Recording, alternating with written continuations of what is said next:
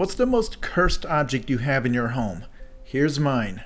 This nightmarish scrawl is a bound copy of the original handwritten manuscript of a famous story, but there's a twist here. First of all, the story is At the Mountains of Madness by legendary author and crazy person H.P. Lovecraft. But when you open the book, you've got a bunch of random pieces of paper interspersed here. There's letters and junk mail. That's because when Lovecraft wrote this novella, he was so poor he was just grabbing random scraps of paper from around his apartment. So like on the very first page, you can look here and find the legendary opening lines of the story. But then you turn the page and you have an upside down piece of junk mail, the actual thing that was on the back of that page when he wrote it.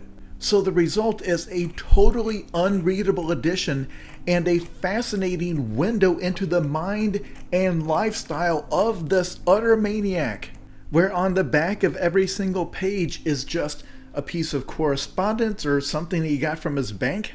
And knowing the plot and tone of this famous novella, this is such a fascinating and immersive but utterly futile way to try to follow the story. Because you just imagine this guy hunched over his desk, cramming in the text onto the back of whatever piece of paper he can find, trying to wrestle these surreal visions out of his head and make them real.